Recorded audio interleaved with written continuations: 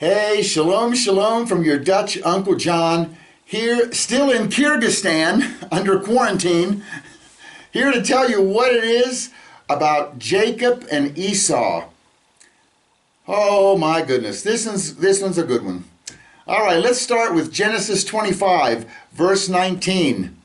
It says, "This is the account of Abraham's son Isaac. Abraham became the father of Isaac, and Isaac was 40 years old when he married Rebekah, the daughter of Bethuel the Aramean from Padan Aram, and the sister of Laban the Aramean. Later, Isaac, prayed to Yahweh on behalf of his wife because she was barren. And Yahweh heard his prayer, and his wife Rebekah conceived. But the children inside her struggled with each other, and she said, 'Why is this happening to me?' So Rebekah went to inquire of Yahweh. And he declared to her, 'Two nations are in your womb, and two peoples from within you will be separated. One people will be stronger than the other, and the older will serve the younger.'" All right. Verse 24. "When her time came to give birth, there indeed were twins in her womb. The first one came out red, covered with hair like a fur coat. So they named him Esau." All right. So, Esau, okay, we guess his name. And I want you to see this word for hair is seer. Okay, it's a shin, ayin, resh. And also, he came out red. And I want you to know the Hebrew word for red is Edom. We're going to see that a lot in this story. This word red, if Edom, notice it's an aleph, dalet, vav, mem. It's very close to Adam, which is aleph, dalet, mem. Okay, so there's going to be a close tie-in with Adam, Edom, red. Okay, keep that in mind. This word Edom, by the way, it has multiple meanings / references. Okay, one, first and foremost, Edom is the word in Hebrew for red. Okay, and it's the nickname for Esau because he came out red. All right, so whenever you hear Edom, think Esau. And it's not, the Bible actually says this. Genesis 36:1 says, "And these are the records of the generations of Esau, that is, Edom." So the Bible references him as Edom. Okay. Again in Genesis 36:8, "And Esau lived in the hill country of Seir." Esau is Edom. Notice he lived in the hill country of Seir. That again is very close back to that hairy, okay, which we saw. Remember, he came out with lots of hair. So Edom also is going to represent Esau's descendants. Okay, so Edom's going to have many references. There's more coming. By the way, Esau's descendants are today's Palestinians. Okay. Edom also is going to represent the land of Esau, when they parted, where he went to. And here's a map of Israel. You see Moab and the Dead Sea. Here's Jerusalem. But below, it's now in southern Jordan, southern Israel. That's the area of Edom. If you've been down there, you know it is a wasteland. Nothing is there. It's desert. Okay? Although on the Israeli side today, they have turned a lot of that desert into just unbelievable gardens, right? They're growing all kind of things. In Genesis 32:3, it references all of these. "Then Jacob sent messengers before him to his brother Esau in the land of Seir, the country of Edom." So all of these words are related to Esau. Esau, Seir, Edom, red, hairy. Got it? All right. Another reference that Edom represents is the destiny of the scapegoat. And I just want to talk about that real quick. The scapegoat, remember, we see it in Leviticus 16:8. Aaron shall cast lots for the two goats, one lot for the Lord and the other lot for the scapegoat. Once a year, the high priest of Israel, on Yom Kippur, the most holy day on the Jewish calendar, once a year, the high priest would bring two goats to the temple, and they would cast lots. One of them would be the scapegoat, which is known as the Azazel, and the other one is the sacrificial goat, or Yahweh's goat. And the scapegoat, the high priest, he would samek, he would lay his hands, lay on that goat, all of the sins of Israel. And then they would take that Azazel out to Mount Seir in Edom, way out in the desert, and they would leave it. Maybe they'd even throw it off a cliff. Well, they don't want that goat coming back to town, bringing back all the sins of Israel. The second goat, the sacrificial goat, it would be taken in and they would sacrifice it, and the blood, the high priest would go into the temple or the tabernacle previously and go behind the veil, and he would pour the blood on the mercy seat, which sits atop the Ark of the Covenant in the Holy of Holies. Okay? And then if it was all done correctly and it was all sincere, God would forgive the sins of Israel for the past year, and then we're starting anew. Okay? So that's the scapegoat. I wanted to stress that because it's going to play a big part in this story of Jacob and Esau. And this word for the goat, okay, is a sair. Notice it's very similar to seer. I may be pronouncing these incorrectly, but it's very similar. Hairy was seer, and then you have a goat is sair, or sairim is the plural for goats or devils, and a singular would be sair. And a goat, you understand, is a hairy kind of animal, very similar to seer, the word for hair. Got it? Okay. And we get the word a satyr, okay? Remember, what is a satyr? Is like a half goat, half man. It's in the mythology of Greek mythology or Roman mythology. Pan and Daphne, remember Pan was the famous half goat, half man guy. Okay, and that is called a satyr, and you can see it coming from sair, just adding the T sound. And here I have the word satyr, by the way. There it is, a samek, tav, vav, resh. Okay. By the way, just on a side note, I'm not charging you for this one. Satyr, there's a famous person, his last name is Satoro, and in Hebrew they don't have vowels, so they leave the vowels out, but you would spell Satoro's name Samek, Tav, Vav, Resh. The Tav is the T, the Vav acts as O sound, and then the Resh. Okay, so Satoro, this is how you would spell it, and it would mean goat devil. And this guy's first name was Barry. Well, Barry comes from bar, and we know bar means son, right? It's the first two letters of the Bible, of the Torah. So if your name were Barry Satoro, literally from the Hebrew, that would mean son of a goat devil. Okay? If that be your name.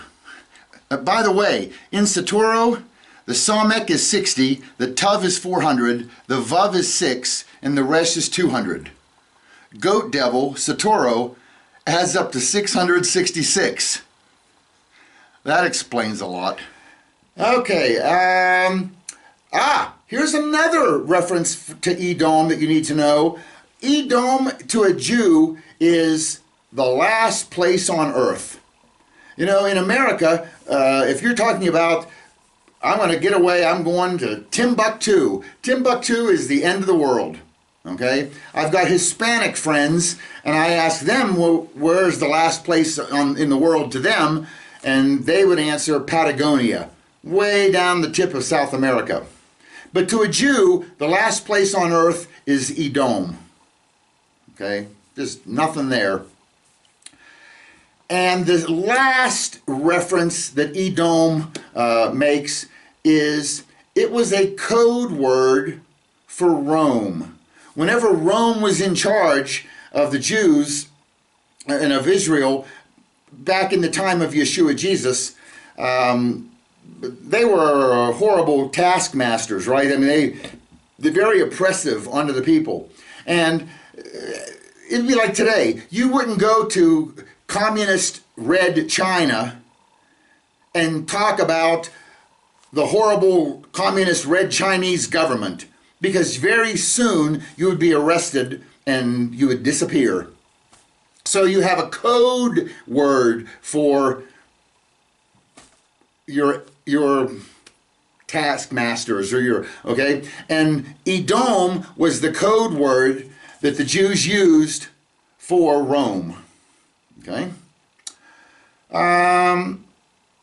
Okay, so we'll go back to Genesis 25, verse 24. When her time came to give birth, there were indeed twins in her womb. The first one came out red, covered with hair like a fur coat, so they named him Esau. After this, his brother came out grasping Esau's heel. So he was named Jacob. And Isaac was 60 years old when the twins were born. Okay, so he came out grasping Esau's heel, so they named him Jacob. How does Jacob relate to grabbing Esau's heel? Well, in Hebrew, his name is Yaakov. Okay? And the word akav, ayin kuf bet, is the Hebrew word for heel. And if you put a yud in front of it, remember what yud represents. Yud is hand. So you have yud, and then you have akav. Together, it's Yaakov. That's a hand and a heel. A hand grabbing a heel. Okay? And this word also, akav, it has a few other meanings. Jeremiah 17:9 says, the heart is more deceitful than all else and is desperately sick. Who can understand it? That word for deceitful is akav. And a lot of times Jacob gets referenced as a deceitful guy. I don't think he's as deceitful as many make him out to be, but we shall continue. Verse 27, when the boys grew up, Esau became a skillful hunter, a man of the field. But Yaakov was an innocent man who stayed at home. Here it is in the Hebrew. Let's this phrase, a skillful hunter. I'm going to just show you this. I know the rabbis like to tout this fact. What purpose? You can do with what you want. But that phrase, a skillful hunter, adds up to 188, which is exactly half of the gematria of Esau's name, 376. Okay? And if you just take the word hunter, which is Sadi, Yod, Dalet, the word hunter adds up to 104, which is exactly half of the gematria of Yitzhak, Isaac's name. Two little God incidences. I'm not sure what the purpose of it is. This one, I do know what the purpose is, and this one's much cooler. Okay, because it says, Esau became a skillful hunter, a man of the field. In Hebrew, a man of the field is, well, man, remember, was ish, and field is sadeh. So he's referred to as an ish sadeh. You know who else is a man of the field? His father Isaac, Yitzhak. It said in verse 63 of Genesis 24, this is when, remember, Abraham sent his most trusted servant to go and find a bride for Isaac, and he brings her back riding a camel, and In verse 63, it says, Isaac went out to meditate in the field, Sadeh, toward evening. And he lifted up his eyes and looked, and behold, camels were coming. This is when Rebekah shows up. So Isaac is a man of the field, and his oldest son Esau is also. If you take that phrase, Ish Sadeh, it adds up to 620 in the Gematria. Jacob, on the other hand, it says, but Jacob was an innocent man, an Ish Tam, innocent, mild, calm. Okay, this is what the Tam. And Ish, of course, was man. But Yaakov was an innocent man, an Ish Tam, who dwelt in tents or stayed at home. Okay, so these two boys are completely different. One's out in the field, one stays at home. If you take that phrase, Ish Tam, it adds up to 751 Gematria. All right? If you take the two of them together, they add up to 1,371. All right, so what do I do with that? Well, remember we talked about the scapegoat and Yahweh's goat. Aaron shall cast lots for the two goats, one lot for Yahweh and the other lot for the Azazel, for the scapegoat. Yahweh's goat and the scapegoat. Those two phrases, the Gematria add up to 1371. Well, that sounds familiar. That's the same total of Esau, a man of the field, an Ish Sadeh, and Yaakov, an Ish Tam. They both add up to 1371. And that's kind of interesting because the scapegoat, what did you do with the scapegoat? You took it out into the field, out into Edom, to where it would die. Esau is the man of the field. Jacob, Yaakov, he dwelt in tents. And what did you do with Yahweh's goat? You sacrificed it, and they took it into the tent of meeting and poured the blood on the mercy seat. So there's some parallel here that we're going to see between Jacob and Esau and the sacrificial goat and the scapegoat. There's a parallel going on here. Okay? So just make you aware of that. So in this word Tom, which we translate as innocent, it can be perfect, plain, upright, undefiled. These are all synonyms of what an Ish Tom represents.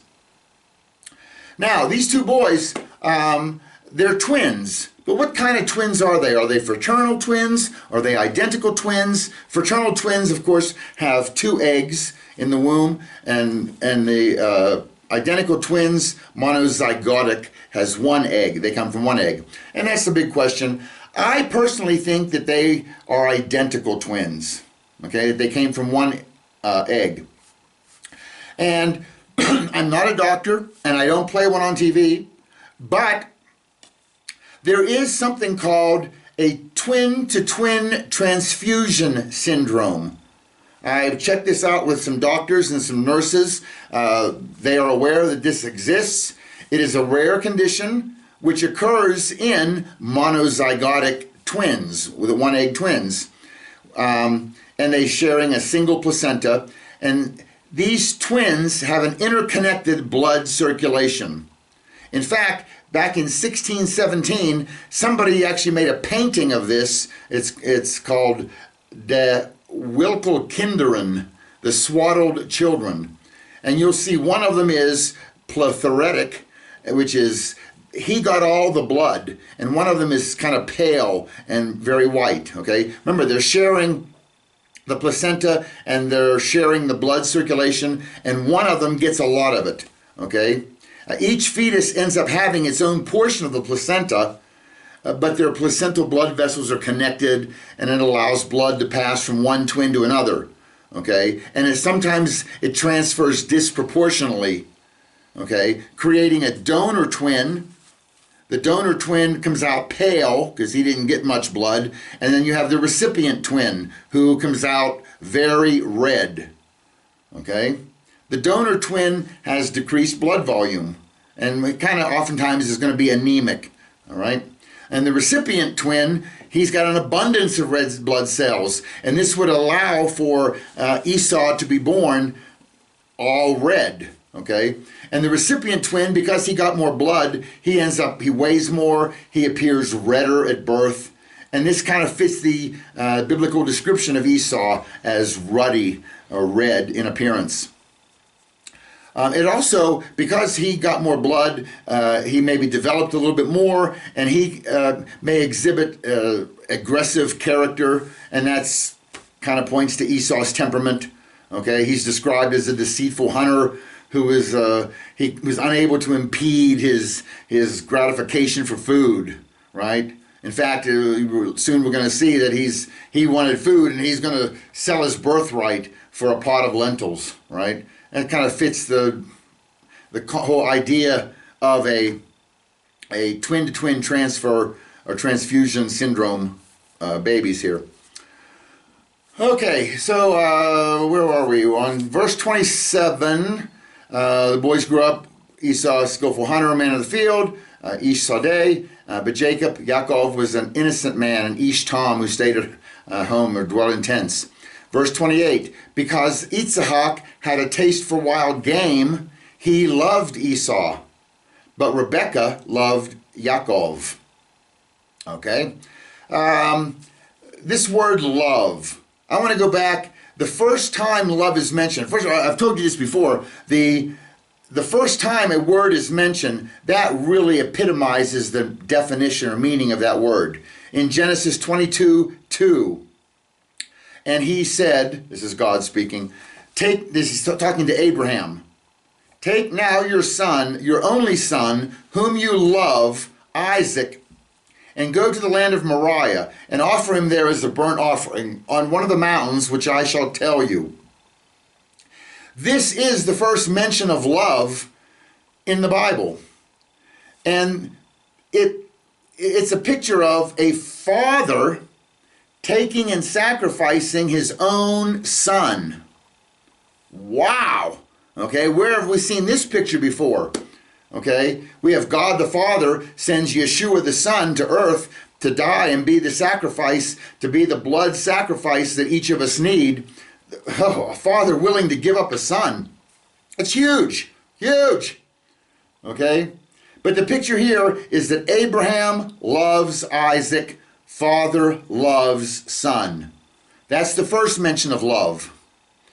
And Isaac is kind of the perfect son, right? We don't get a whole lot of stories about Isaac. We know Genesis 22, the Akedah, where he's taken to be sacrificed, and a substitute is given at the last minute. And then in Genesis 27, we have a little Isaac story where he's going to bless his sons, and we're going to get to that in a bit here, but Jacob comes in and pretends he's Esau to get the blessing. But other than that, we don't hear a whole lot about Isaac. But look at some of the beautiful things that makes Isaac the perfect son. You know, you have Abraham, he's told to go, Leka, go to this land that I'm going to promise you. And Abraham does go. He was born in Ur, but he ends up going to the promised land. But then because of a famine, he goes off to Egypt and doesn't stay in the promised land like he was told. Okay, and then you have Jacob. Jacob ends up leaving Israel. He's escaping Esau's wrath, right? Because later on he kind of usurps the blessing from his father, and Esau wants to kill him. And Jacob ends up going to Egypt. Remember when Joseph, his son, rises to number 2, and he calls them all to Egypt. So Jacob and Abraham both left the promised land. Isaac, he stayed home. He never left the promised land. He thought about it. Genesis 24:6.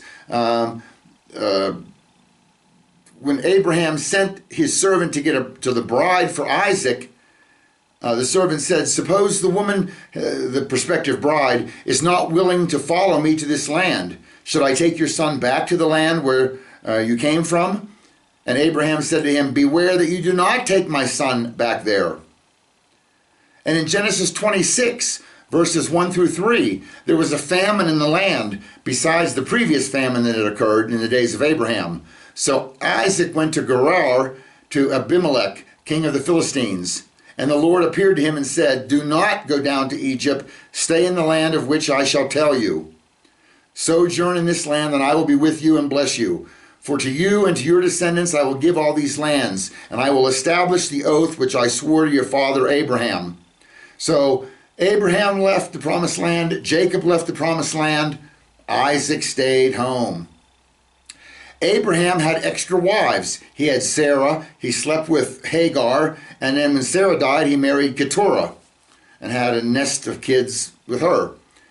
Jacob, he had married Leah, and then he married Rachel. Isaac had one wife, Rebekah. What a good son, yes? Abraham had his name changed. He was Abram, he became Abraham. Jacob, Yaakov, was Jacob, he became Israel. Isaac had one name. And why didn't Isaac get his name changed? Because God is the one who named him. He told Abraham, you will name this kid Yitzhak, which means he will laugh. And if God named him, there's no need to change it. Okay? Genesis 18:19. But God said, no, but Sarah your wife will bear you a son, and you shall call his name Yitzhak, and I will establish my covenant with him for an everlasting covenant for his descendants after him. So there you see he was named by God. Now, we've talked about the first mention of love in the Bible, Genesis 22:2. What's the second mention of love?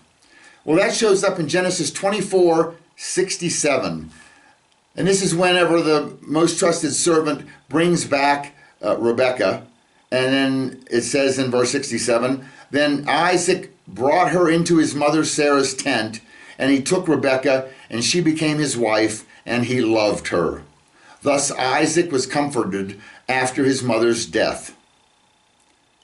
So the second mention of love is Isaac loved Rebekah. Well, this is a picture of Isaac. Isaac is the son, the perfect son, loves his bride. Well, the prophetic picture in this, who is the perfect son? Yeshua. And who is Yeshua, Jesus' bride? It's the church. So you've got Isaac loves Rebekah, Jesus loves the church. Nice picture. Now we're going to get to the third mention of love in the Bible. And that's our story today, Genesis 25:28. Because Isaac had a taste for wild game, he loved Esau. There's the third mention of love. You have Isaac loved Esau. Who is Isaac? Isaac is the perfect son, Yeshua in type. And who is Esau? Esau is the not so perfect son. He's going to represent the sinner. Okay? And you have Yeshua loves the sinner. Nice picture there. Okay? And now the fourth mention of love is in the same verse. Because Isaac had a taste for wild game, he loved Esau. But Rebekah loved Jacob. Who's Rebekah? Well, we just mentioned she is the church. She is the bride of the perfect son. And she loved Yaakov, Jacob. And who does Jacob represent? He was the Ish Tom. He was the innocent man. He represents the righteous, the believers. Okay? And you know, if you put this in perspective of how a family runs today, you know, I think it's the mother's job to take those kids and make sure that they're raised properly and that they're in church and studying the word. That's her job. It's the husband, it's the Isaac's job, it's the husband's job to go and love the sinner. He's the one who's going to go out and and do the witnessing and do the to go to the places where the sinners are for the converting. You understand? This is just my own personal interpretation. Take it or leave it. Okay. So Isaac loved Esau, Rebekah loved Jacob. And as you're going to find out later on, Isaac was blind and Rebekah could see. So I don't know how, just take that for what it's worth. Okay, Genesis 25:29. One day while Yaakov was cooking some stew, Esau came in from the field and was famished. And Esau said to Yaakov, "Let me eat some of that red stew, for I am famished." And that is why he was also called Edom. Again, there's the red tie-in here. Okay. And in the Hebrew, the red stew, it says, "Let me eat some of that. Ha-Edom, ha-Edom." Well, the ha in the front is the, Edom is red. Let me eat some of that red. It's a word that's repeated. And remember, whenever a word is repeated in Hebrew, it like takes on extra emphasis. So it's whatever he's cooking, this red, Esau is referring it to, he's not saying, "Oh, brother, may I please have a bowl of that delicious looking stew that you're making." That's not what he's saying. "Hey, let me eat some of that red stuff, that red that you're cooking, because I'm famished." Okay? There's that's what it says. Edom, ha-Edom, ha-Edom. And you know what? Being the lesser, or the more anemic, kind of weaker brother, he's probably got a lifetime of this. And he's probably sick and tired of it. And Jacob has had it up to here. And so in verse 31 he says, "Well, first, sell me your birthright," Jacob replied. 32, "Look," said Esau, "I'm about to die, so what good is a birthright to me?" "Swear to me first," Jacob said. So Esau swore to Jacob and sold him the birthright. Then Jacob gave some bread and lentil stew to Esau, and he ate and drank, and then he got up and went away. Thus Esau despised his birthright. I doubt that Esau would have died by missing one meal. But he did kind of reveal here how worthless he considered his birthright, that he would sell it away for a bowl of soup, right? And it's kind of a shame. Your birthright there's a lot tied into a birthright, as we will see soon. There's some spiritual privilege here, but that was meaningless to him, okay? And it kind of exemplifies and demonstrates how unworthy of temple service Esau would have been, okay? Divine temple service can only be for people who put God first. Esau later resents this, okay, in Genesis 27:36, because it says in Genesis 25:34, Esau despised his birthright. Serving God was kind of contemptible to Esau. It had no value in his eyes, okay? Genesis 25:34. It says, "Then Yaakov gave Esau bread and lentil stew, and he ate and drank, and he rose and went on his way. Thus Esau despised his birthright." Wait a minute. Go back here. Verse 34, "Then Jacob gave Esau bread."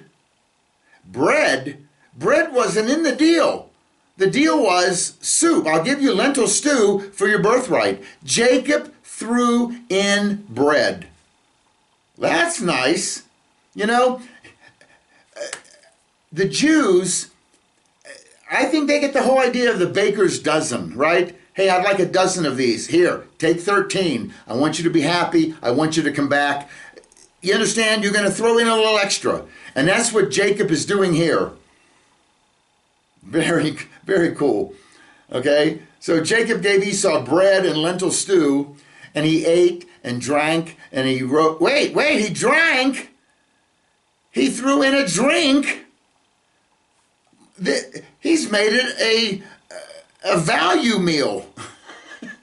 He got McLentil soup, he got bread and drink extra. If he Nephilims his order for 4 shekels more, he can supersize it, Nephilim it. It's a nice picture, nice picture. Verse 31, first, sell me your birthright, Jacob replied.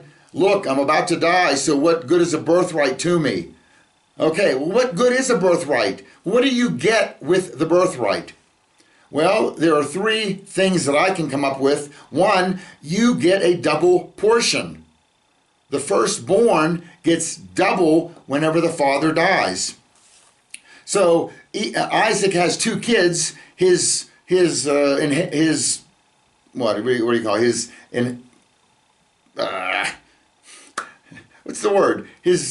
All his wealth gets divided by 3. The first son gets 2 portions, and the other son gets 1. Remember, the Hebrew word for firstborn is Bekor. Bekor is a bet, Kaf, Resh. Adds up to 222. There's even a little hint in there. 222. Firstborn gets double. So that's a huge thing that he's giving up here for a bowl of soup. We see Jacob, his son, his firstborn was Reuben, but Reuben did some bad things, and Reuben didn't get the double portion. Joseph became the firstborn of the second wife, Rachel, and Joseph got the double portion, and he actually kind of gave it to Ephraim and Manasseh.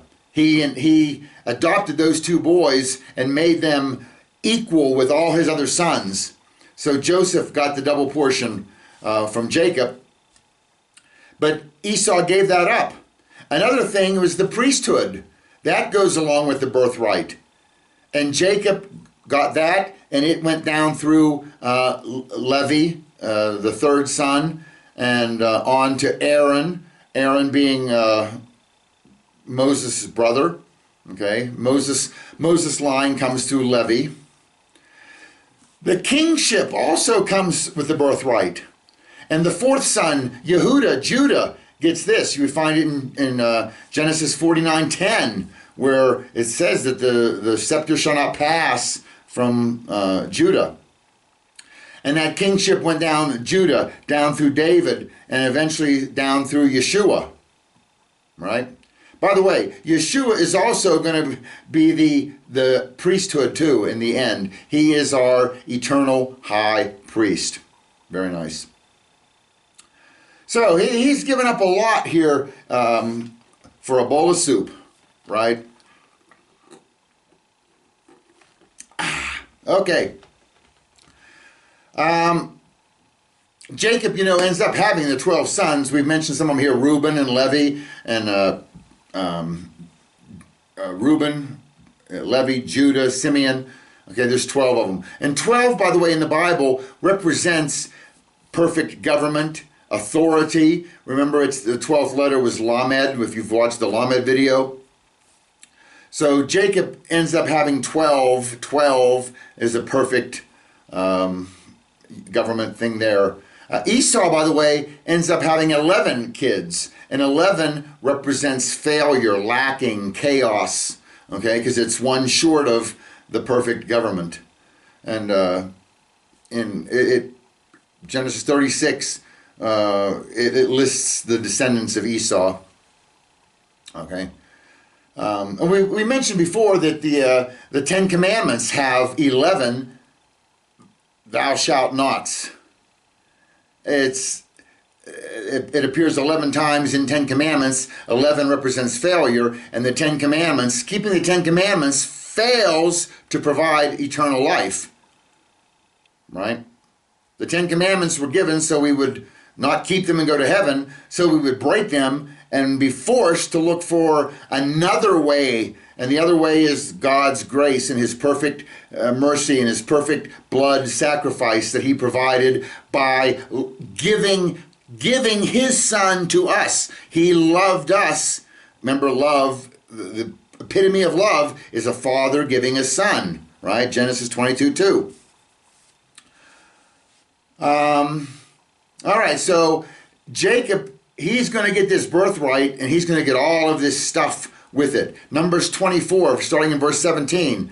I see him, but not now. I behold him, but not near. A star shall come forth from Yaakov. A scepter shall rise from Israel. Israel, by the way, is Jacob's new name. And shall crush through the forehead of Moab and tear down all the sons of Sheth. Edom shall be a possession. Seir, its enemies, also will be a possession, while Israel performs valiantly. One from Yaakov shall have dominion and will destroy the remnant from the city. Okay, so God has kind of chosen, I don't know, God did it, Jacob, the second son, over Esau, the first son. And that's a pattern that goes throughout the Bible. Younger sons chosen over older sons. Abel was chosen over Cain. Isaac, Yitzhak was chosen over Ishmael. Jacob over Esau. In fact, Jacob was chosen over Esau while they were still in the womb. It says the older will serve the younger. Judah was chosen over Reuben, Levi, and Simeon to bring forth the Messiah. King David was chosen over his 7 older brothers as king. So the firstborn doesn't necessarily a benefit, okay? 1 Corinthians, this is in the New Testament, Brit Hadashah, 1 Corinthians 15, starting in verse 45. So also it is written, the first man, Adam, became a living soul. The last Adam, that's Yeshua, became a life-giving spirit. However, the spiritual is not first, but the natural, then the spiritual. The first man is from earth, earthy. The second man is from heaven. Adam and Jesus, Adam and Yeshua, are both sons of God, right? Adam is the first son of God. He's the son of God. He was formed out of the dust, right? And Yeshua, Jesus, is the Son of God who came and died for us, who, by the way, is also God, okay, just for the record. Genesis 32, we're going to skip that one, and we're going to go on to, these blessings that come with the birthright, all right? Yahweh, Yud-Heh-Vav-Heh, he came personally to Abraham and made these announcements. He did it 3 times. Genesis 12, right? I will make you a great nation, and I will bless you. I will make your name great, so that you will be a blessing. I will bless those who bless you and curse those who curse you, and all the families of the earth will be blessed through you. Abraham heard this directly from God. Okay? Very nice. Genesis 15, it's repeated, verse 5. And Yahweh took him, Abraham, outside and said, now look to the heavens and count the stars, if you are able. Then he told him, so shall your offspring be. You won't be able to count them, the number of Jews. And in the world today, they're everywhere. Okay? Just like impossible to count the stars.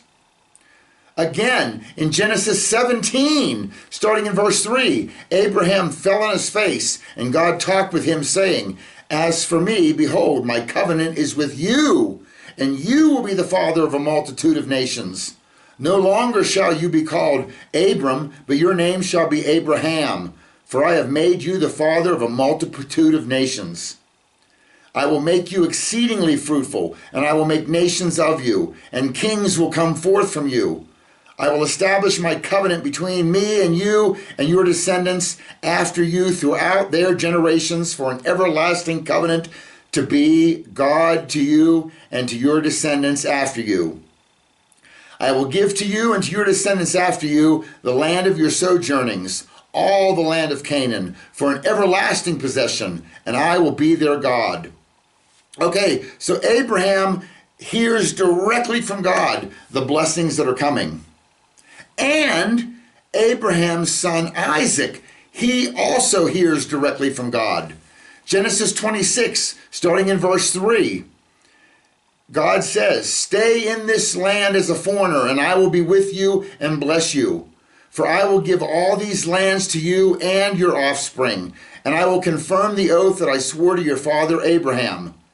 I will make your descendants as numerous as the stars in the sky, and I will give them all these lands, and through your offspring all nations of the earth will be blessed.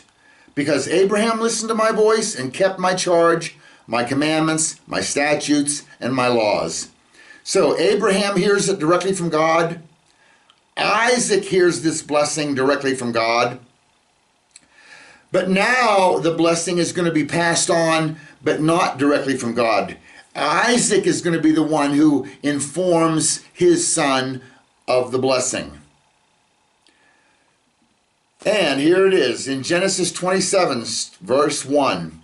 "Now it came about when Isaac was old and his eyes were too dim to see, that he called his older son Esau and said to him, 'My son.' And he said to him, 'Here I am.'" Note that his eyes were too dim to see. So he's got no sight here. Verse 2, Isaac said, "Behold," that's Hine, "now I am old, and I do not know the day of my death.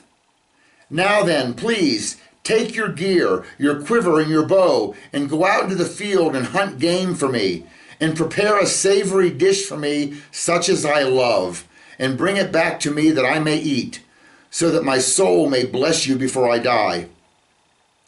Just on a culinary level, there's the fifth mention of love in the Bible. Okay, prepare a savory dish for me, such as I love, involving food. And he wants him to go out and kill an animal and cook something and bring it back, and then I will give you the blessing before I die. You know, it might be a little melodramatic here, but Isaac, he's blind, and he wants to give this blessing before he dies. Yeah, just for the record, if you read the book, he doesn't die for another 40 years.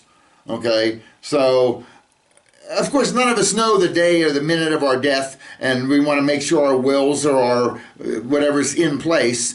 You know, you don't wait till the last minute. Well, he's not waiting till the last minute. He's going to live another 40 years after this incident. Okay, just FYI. Okay, so Genesis 27:5. It says, Rebekah, Isaac's wife, Rebekah was listening while Isaac spoke to his son Esau. So when Esau went to the field to hunt for game to bring home, Rebekah said to her son Jacob, "Behold, I heard your father speak to your brother Esau, saying, 'Bring me some game and prepare a savory dish for me that I may eat, and bless you in the presence of the Lord before my death.'" What? "And bless you in the presence of the Lord." You know what? If I go back a verse or two, what did it say in verse 4?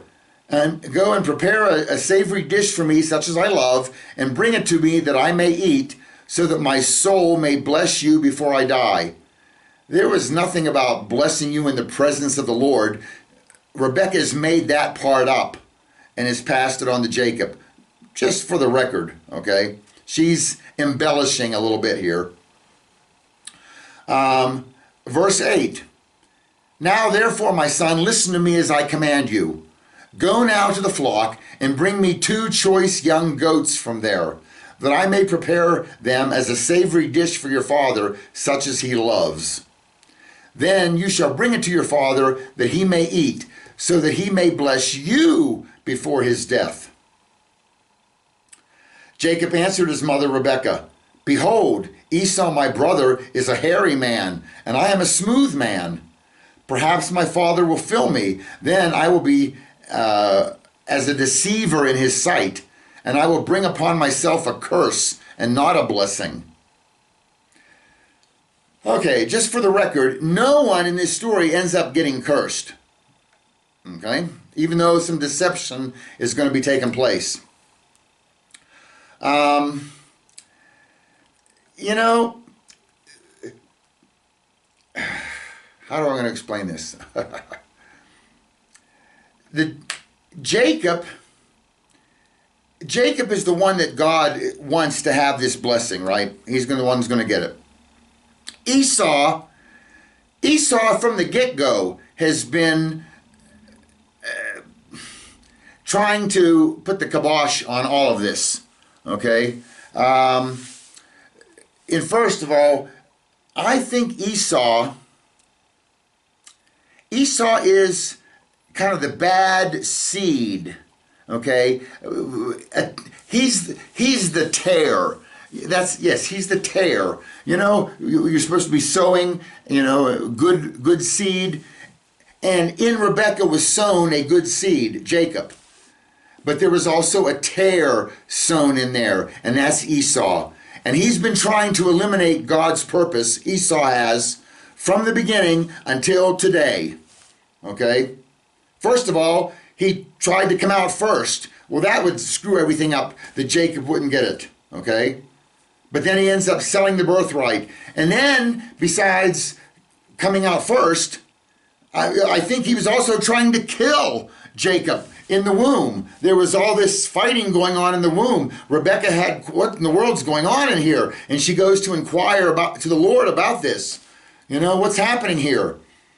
And you have Esau coming out first, trying to usurp this. You have, and with that, even though that failed, that he didn't get the blessing because he came out first, he tried to maybe hope that Jacob would destroy his own credibility by this trickery of trying to go in and get the blessing from the father. But even that didn't work, okay?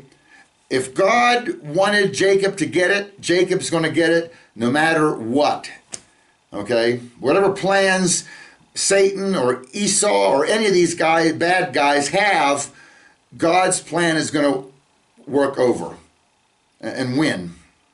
Okay, Genesis 27:13, starting, it says, "But his mother," as Rebekah, "said to him, 'Your curse be on me, my son. Only obey my voice and go, get them for me.' So he went and got them and brought them to his mother, and his mother made savory foods, such as his father loved. Then Rebekah took the best garments of Esau, her elder son, which were with her in the house, and put them on Jacob, her younger son. And she put the skins of the young goats on his hands and on the smooth part of his neck. She also gave the savory food and bread which she had made to her son Jacob." Okay, these two boys, they both have their strengths and their weaknesses. Jacob, he's kind of harmless, right? He dwells in tents, he stays at home, he's the more spiritually minded, okay? He's going to delve into the inner dimensions of Torah. And Jacob is going to plan for tomorrow. He's that kind of a guy. I mean, look, he thought about that way back whenever he wanted some of that red stuff. He got to thinking, you know what? A birthright it's not going to help me today, but it's going to help me in the future. He's looking to the future. Esau's nature is completely different. Esau is, I'm living for today. Okay? Now, Esau has his pluses also. He's kind of a man of action. Let's go. Let's get this done. Let's go out in the woods and let's kill an animal and let's cook it up. And so he's got his positives also. Okay? And here, when Rebekah says, "Come, we'll put the fur on your arm, on the back of your neck," and she puts the garment of Esau onto Jacob. And when she does that, Jacob now symbolically gets elevated to both the man of intellect that he was, and he's kind of putting on the cloak of Esau. He's putting on the man of action, okay? Whatever positive traits Esau had, which is great. Then he's doubly, right? He's got both. He's the best of both sons here. It's a symbolic thing by putting on the cloak of Esau, but I could kind of see it happening, what I'm saying here, you understand? And you know what? This, I don't know if this is a legitimate parallel, but think about it. The same way that Jacob had to disguise himself in Esau's garment in order to receive the blessings, correct? That's what happened. Jacob had to disguise himself in Esau's garment in order to receive the blessings. So must Messiah, Mashiach disguises himself through the kingdom of Rome in order to bestow blessings to the entire world. Remember, Rome, Edom is Rome, right? And Edom is Esau. So when Yeshua Jesus shows up, he's a Jewish man, and the Jews are rejecting him, and he ends up getting the cloak or getting the mantle of Rome the Catholic Church has done more things to screw up Christianity than you can even imagine. But nevertheless, Jesus did get advertised or spread throughout the world in that cloak of Edom. And Edom is Rome, okay? And the world has been blessed enormously, okay? That blessing only goes so far from what Rome can do with this Messiah, okay? It's now time to cast off that horrible, horrible Roman look to Yeshua Jesus and get him back in his talit and his tzitzit, and he is the strong Jewish Messiah. That is our Lord and our God. Understand? Okay. Anyway, I think we need a drink from that. Genesis 27, verse 18. Then he came to his father and said, "My father." And he said, "Here I am. Who are you, my son?" And Jacob said to his father, "I am Esau, your firstborn. I have done as you told me. Get up, please, sit and eat of my game, that you may bless me." Okay, we got Jacob comes in and boom, boom, boom, 3 lies. Lie number 1, I am Esau, your firstborn.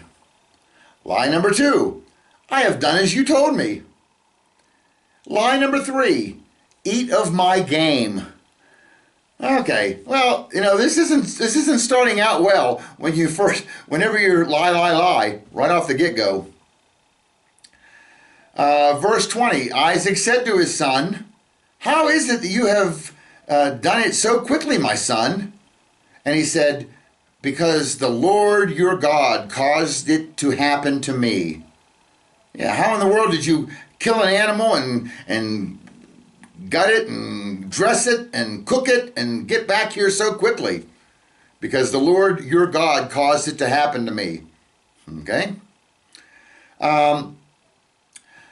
Also, I think if you just deep down, Isaac, he knows that there's a promise from God, right? A blessing promise. And it's going to then continue on to his descendants.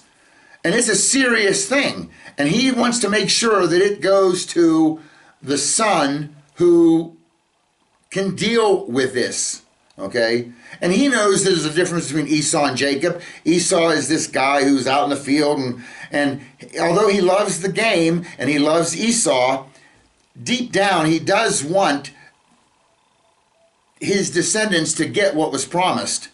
And he has no problem giving it to Esau, but why is he sending him out to hunt? I think he wants to make sure that Esau has the wherewithal. Can he survive? Can he actually go out and kill an animal and make some stew and be self-sufficient? I don't want to give this I don't want to pass on this blessing to a son who can't feed himself, right? So it was kind of a little test maybe that he's sending Esau out for this.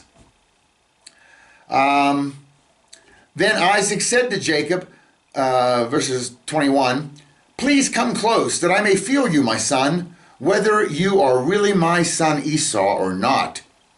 Now remember, Isaac has no sight, okay? But he's going to use touch. Nice. Verse 22. So Jacob came close to Isaac his father, and he felt him and said, "The voice is the voice of Jacob, but the hands are the hands of Esau."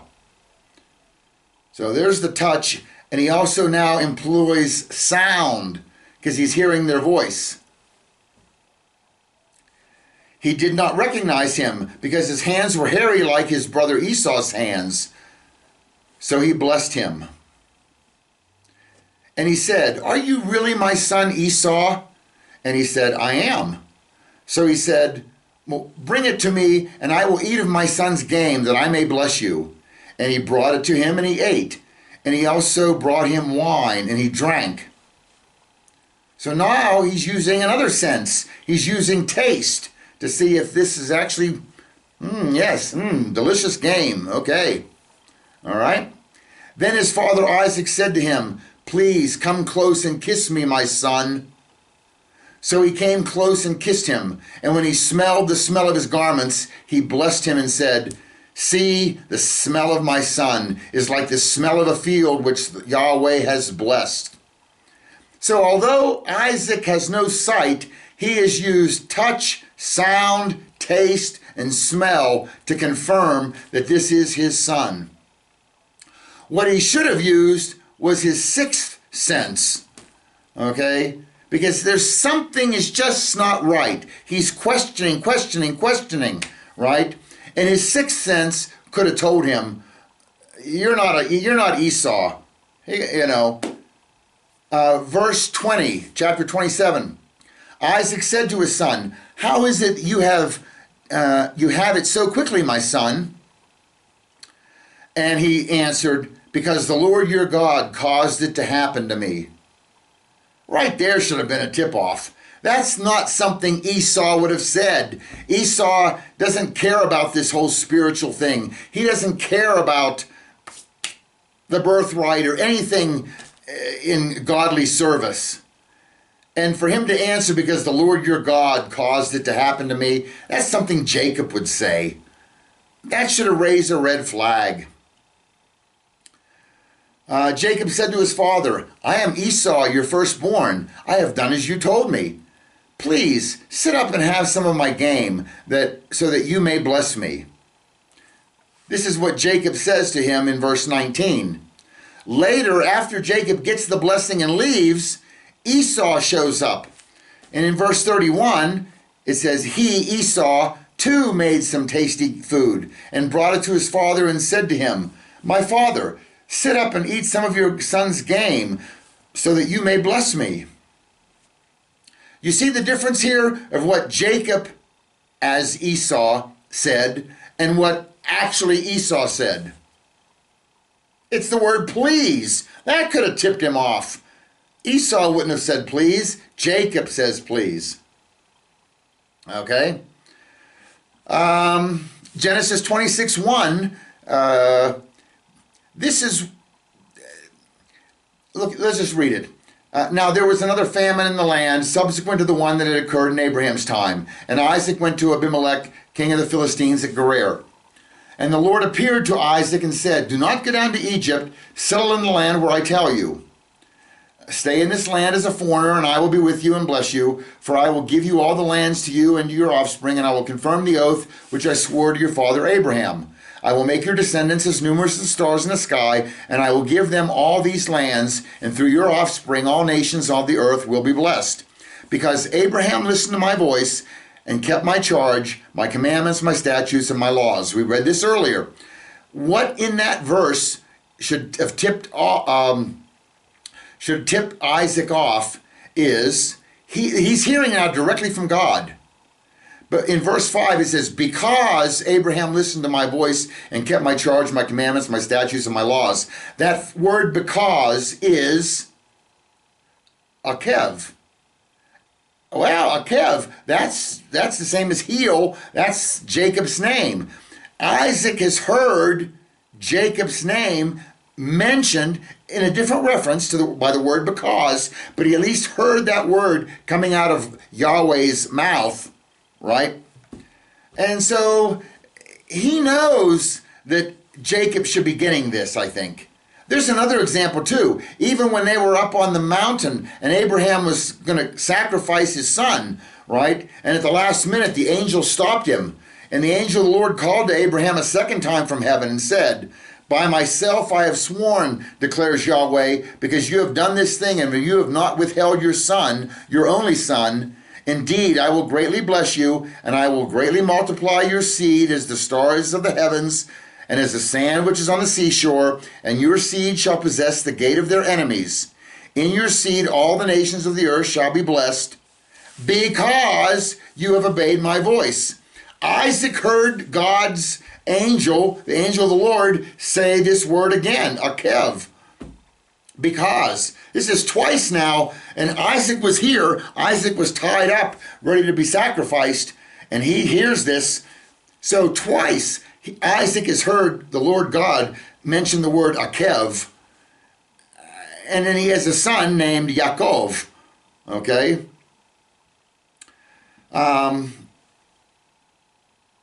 Plus, you know what? I think Esau, just deep down, Isaac realizes Esau should not be the one, especially he did not appreciate the position or the privileges associated with the blessing. I mean, he sold his birthright for a bowl of stew. That should have tipped Isaac off, right? Okay, back to the story. Genesis 27:27. So he came close and kissed him, and when he smelled the smell of the garments, he blessed him and said, see, the smell of my son is like the smell of a field which the Lord has blessed. Here comes the blessing, 28. Now may God give you of the dew of heaven, and of the fatness of the earth, and an abundance of grain and new wine. May peoples serve you, and nations bow down to you. Be master of your brothers, and may your mother's sons bow down to you. Cursed be those who curse you, and blessed be those who bless you. You know, that blessing there is very similar to what God said to Abraham. Okay? Look, they both have, I will bless you. I'll give you the dew of heaven and fatness of the earth, abundance of grain and new wine. I will make you a great nation. To Jacob, may people serve you, and the nations bow down to you. I will bless those who bless you, and the ones who curse you I will curse. Happens to Abraham, and now, so the blessing got passed on. Even though Abraham heard it directly from God, Isaac heard it from directly by God. Isaac passed it on pretty darn close. Okay, the gist of it, the big points, got passed on.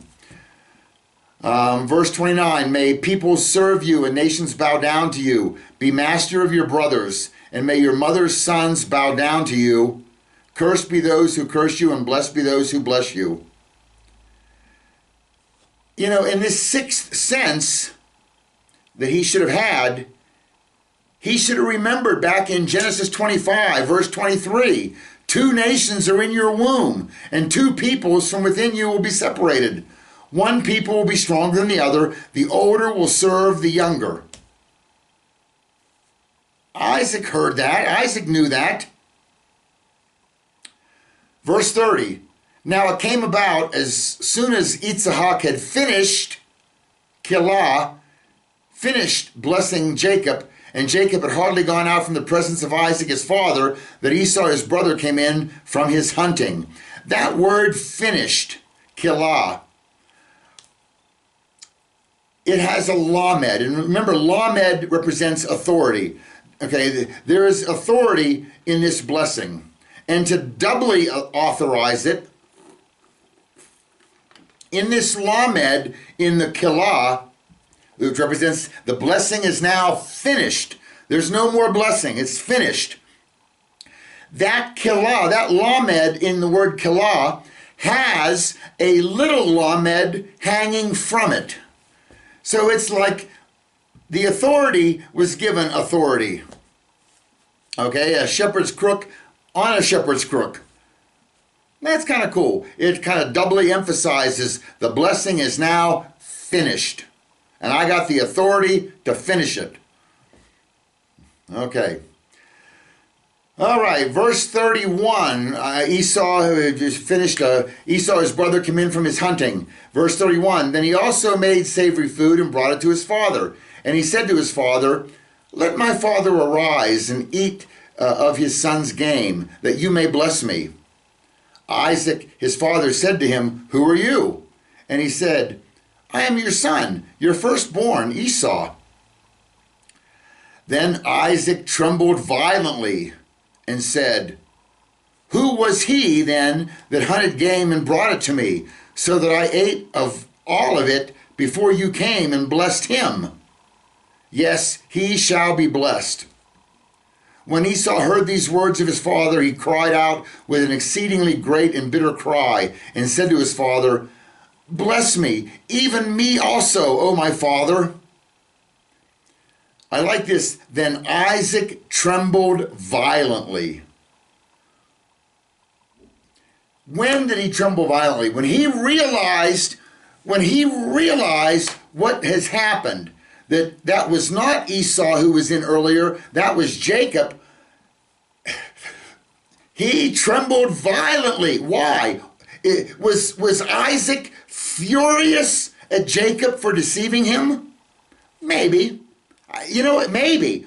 I don't think that's the big thing. I think actually Isaac might even have been a little bit proud of Jacob. He's probably worried. You know, Jacob is the scrawny little puny mama's boy dwelling in tents. Is that who I want? Is that who God is going to let the blessing go through? I know that there's a blessing and it's coming to my descendants, but is it going to go through Esau, the big strong guy in the field, or the little puny, pale, anemic guy in the tent with his mom? And you know what? He was probably maybe a little proud that, you know what, Jacob had the wherewithal to come up with this scheme. That's maybe what my descendant needs to survive in this world. So I don't think that he was trembling violently in anger at Jacob. He might have actually been a little bit proud of him. I think Isaac realized, oh my goodness, I have been fighting against the will of God all this time. And he's realized that he's been fighting the will of God. And that's making him tremble violently. And like, oh my goodness, what a close call. You know, hey Esau, listen, I've been trying to bless you from the get-go. Okay, you were my first pick. I wanted to do it. I wanted to bless you. But you know what? God had other plans. All the way, it said, I knew it from the beginning, that the older would serve the younger. And I've been going against all that. And as much as hard as I tried to bless you, Esau, God had other plans. And yes, I blessed Jacob. And you know what? Jacob shall be blessed. End. And that's why he was trembling violently. Because he realized what a close call. He almost screwed up the will of God. All right.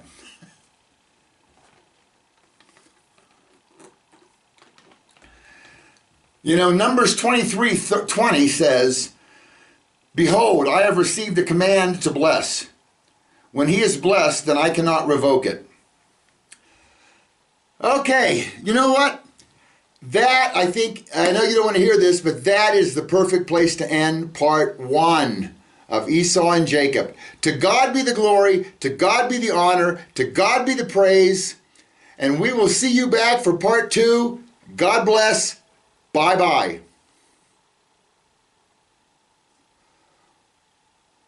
Wait! we have a bonus. Look at Genesis 37, verse 34.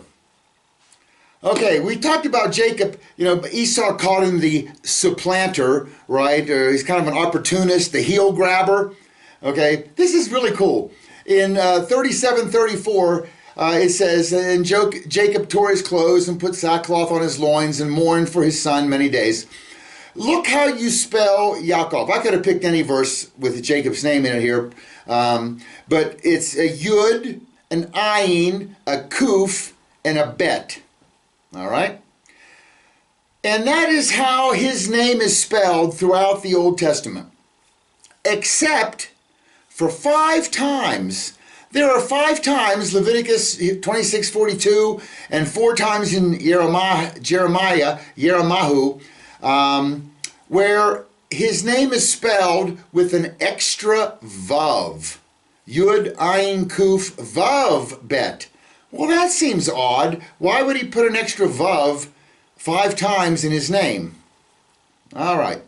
Well, let's go to the last verse of the Bible, or it's actually next to last, the penultimate verse of the Bible, of the Old Testament. And it's Malachi 4, verse 5. It says, behold, I'm going to send Eliyahu, Elijah the prophet, before the coming of the great and terrible day of the Lord. Okay, Elijah, his name is spelled Aleph, Lamed, Yod, Hey, Vav. And Elijah's name appears 71 times in the Tanakh, in the Old Testament. But there are 5 times where Eliyahu's name is spelled without the final Vav. 4 times in 2 Kings, chapter 1, and in Malachi 4:5. Well, that's kind of odd. Look, you got 5 times where Jacob has an extra vav, and Elijah has a missing vav. And the sages say that Elijah is going to return before the great and terrible day of the Lord to get his missing vav back from Jacob, who took it. Ha! I don't know if that's the reason he's coming back, but he is coming back. God bless. We'll see you soon. Bye-bye.